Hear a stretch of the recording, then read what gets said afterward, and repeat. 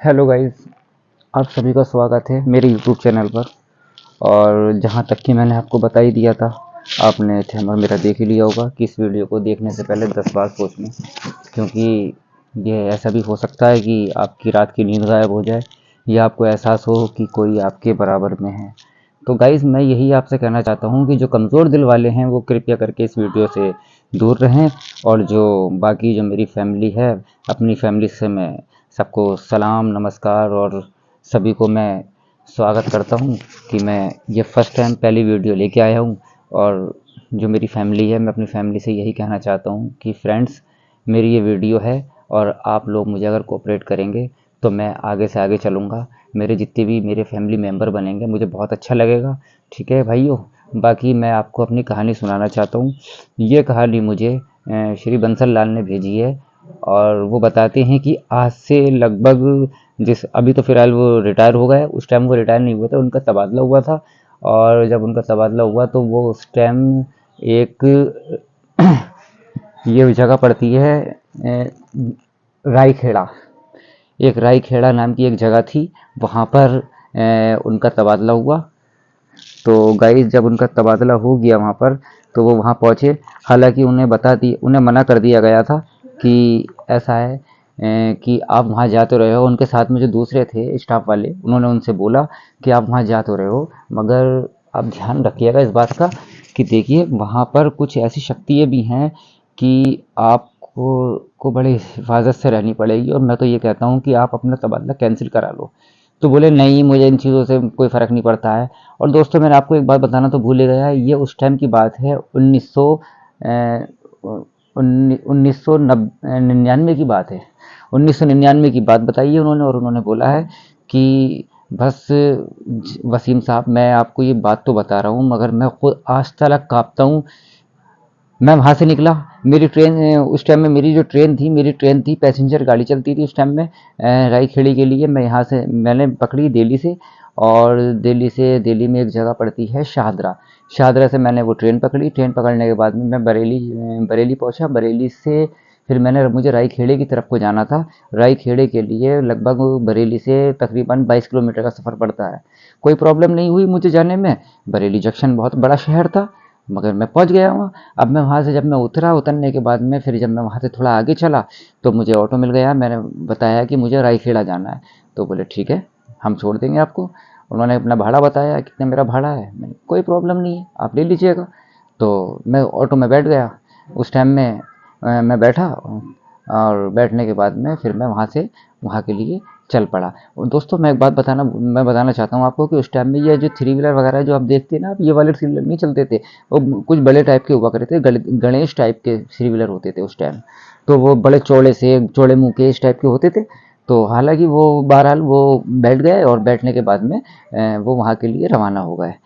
अमित जी ने मुझे ये बताया कि जब मैं वहाँ के लिए रवाना हो गया तो मैं पहुँच गया तो रास्ते में जंगल पड़ा। 20 किलोमीटर का सफ़र था, जिसमें चाल लगभग 5 किलोमीटर के बीचम बीच जंगल ही जंगल था। बहरहाल मैं कैसे तैसे करके पहुँच गया। पहुँचने के बाद में मैं इस हवेली में पहुँचा। जिस जो अब मैंने आपको थैमर दिखाया था, उन्होंने मेरे पास वीडियो पोस्ट करके भेजी है, मैंने वही आपके पास भेज दी है। कभी आप जाना चाहें तो उस साइड में जा सकते हैं, no problem, no doubt. But मैं पहुंच गया। मैं पहुंचने के बाद में वहाँ पे जब पहुंचा तो हम हवेली पूरी खाली। तो मैंने वहाँ जाके खटखटाया। तो बोले कि क्या नाम है जी साहब जी। तो अचानक से कोई निकल के आया और बोले कि मैं दिल्ली से आया हूँ, मेरा यहाँ तबादला हुआ है। तो बोले ओह जी जी साहब जी सी। तो उन्होंने उठाया, उन्होंने सामान वामान उठाया और वो ले चले गए। तो बोले कि और कोई नहीं है यहाँ। तो बोले नहीं, कोई नहीं है साहब जी, ये आप ही के रहने के लिए है। तो बोले यहाँ तो बहुत ही दहशत सी हो रही है। तो बोले नहीं साहब जी, बाकी यह है कि आप अपना ख्याल रखिएगा। बोले ठीक है। अब वो बहरहाल वहाँ पे गए, जाने के बाद में वो लेट गए। अब वो लेटने के बाद वहाँ पे उन्होंने अपने फ्रेश हुए। फ्रेश होने के बाद में अपने खाने वाना उन्होंने अपने नौकर ने खाना वाना बना दिया। और उसके बाद में जब वो खाना वाना खा लिया तो उन्होंने नौकर बोला कि साहब जी, आपसे एक बात कहना चाहता हूँ मैं कि आप खाना खाने के बाद में कमरे से बाहर मत निकलिएगा। क्योंकि वो तो गार्ड रूम में था, क्योंकि उसे बाहर बैठना था। तो बोले क्यों, क्या मतलब। तो बोले साहब जी, यहाँ पर कुछ ऐसी शक्तियाँ हैं जो कि रात में परेशान करती हैं। तो बोले नहीं, मैं इन चीज़ों को नहीं मानता, क्योंकि वो कॉमन आदमी था, उनको इन चीज़ों से कोई भी वास्ता पड़ा नहीं था उनका। बहरहाल वो मान गए कि ठीक है, कोई ऐसी प्रॉब्लम, तुम अपना देखो, बाकी मेरे को रेस्ट करना है। बोले ठीक है सर, आप जाइए, आप रेस्ट करिए। तो बहरहाल वो रेस्ट करने के लिए गए। रेस्ट करने के बाद में अचानक से उन्हें आवाज़ आई। जब आवाज़ आई तो आवाज़ में बहुत ही ज़्यादा इस तरीके की आवाज़ थी, कभी कोई चीज़ गिर रही है, कभी कोई चीज़ गिर रही है, कभी किसी की चीखने की आवाज़ आ रही है। उनकी आँख खुल गई। बहरहाल जब उनकी आँख खुली तो खुलने के बाद में कुछ देर के बाद में उन्होंने देखा इधर-उधर, फिर वो सो गए। उसके बाद में फिर आवाज़ आई उन्हें बहुत तेज़, कि जैसे कोई छत के ऊपर भाग रहा है बहुत तेज़-तेज़, और कोई क्या नाम है हथौड़ा बजा रहा है। तो बहुत परेशान हुए। तो फिर उनकी आँख खुली। तो जब उनकी आँख खुल गई तो उन्होंने पूछा कि क्या नाम है, फिर वो बाहर गए निकल के। तो बाहर उन्होंने देखा कोई नहीं। तो उसके बाद में वो देखते हैं कि कोई सफ़ेद साड़ी में कोई लेडीज़, वो ऊपर से नीचे, सबसे ऊपर खड़ी हुई और नीचे की तरफ को वो सुसाइड अटेंड कर रही। बार बार उसी चीज़ की आवाज़ आ रही, भट देनी। उसके बाद में फिर आवाज़ आती चीखने की, फिर वही। अब वो देखने के बाद में वो तो चीख निकल गई उनकी, कि बोले यहाँ से अभी किसी ने सुसाइड करी है। एकदम वो आ गया। तो बोले क्या हुआ साहब जी, क्या हुआ? तो बोले यहाँ से अभी किसी ने सुसाइड करी है। तो बोले सुसाइड करी है? तो बोले लगता है साहब जी आपने देख लिया। बोले साहब जी आप परेशान ना हो, यहाँ पर आपके और मेरे अलावा कोई भी नहीं है, और आप अपने कमरे में लेटिए और सुबह बात करेंगे। आप जाइए, मैं आपसे ज़्यादा बात नहीं कर सकता, और अगर आप अब से दोबारा चिल्लाए तो मैं आऊँगा भी नहीं। तो बोले ठीक है, कोई बात नहीं है। बहरहाल वो बैठ गए और लेट गए। अब वो कुछ टाइम के बाद में अचानक से फिर जब सुबह सुबह के टाइम सुबह हुई, सुबह होने के बाद में देखा तो वहाँ कुछ नहीं।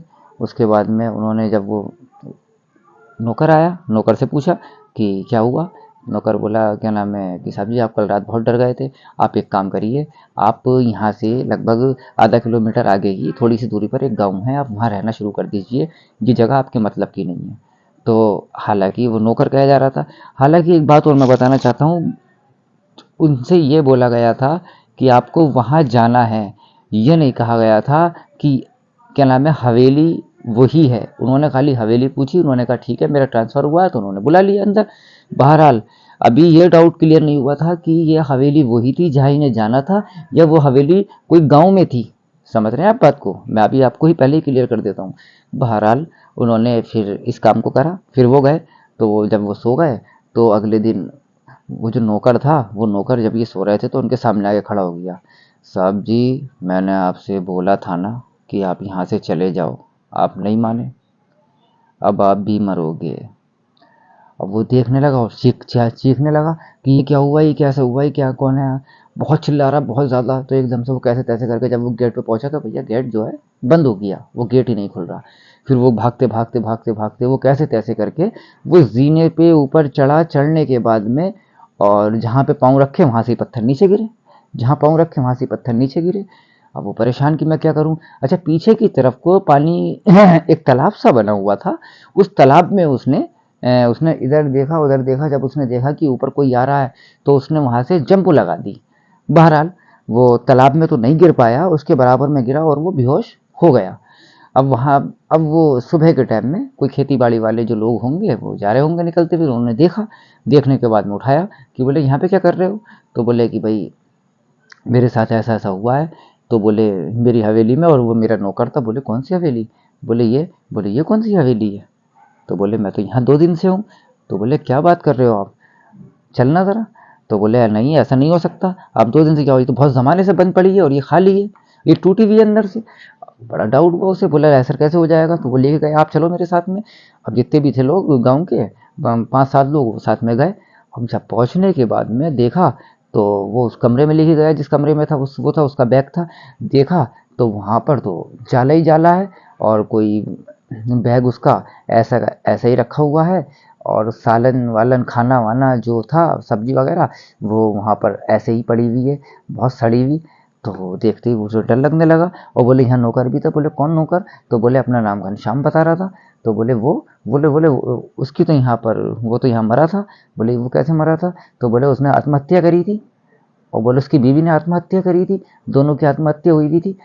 अच्छा, तो वो देख के बहुत ज़्यादा डर गया, बोला नहीं ऐसा नहीं हो सकता, मेरे साथ में ऐसा कैसे हो गया।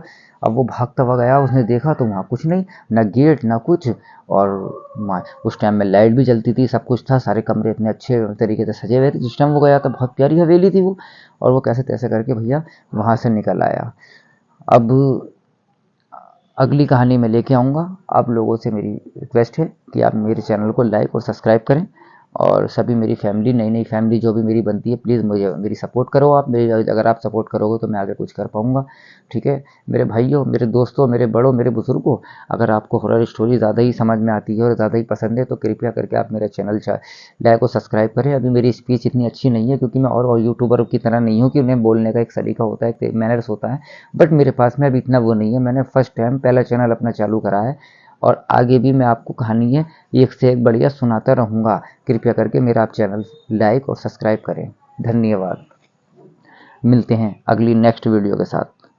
दोस्तों, बस आपसे यही रिक्वेस्ट है कि मेरा चैनल जल्दी जल्दी सब्सक्राइब करें।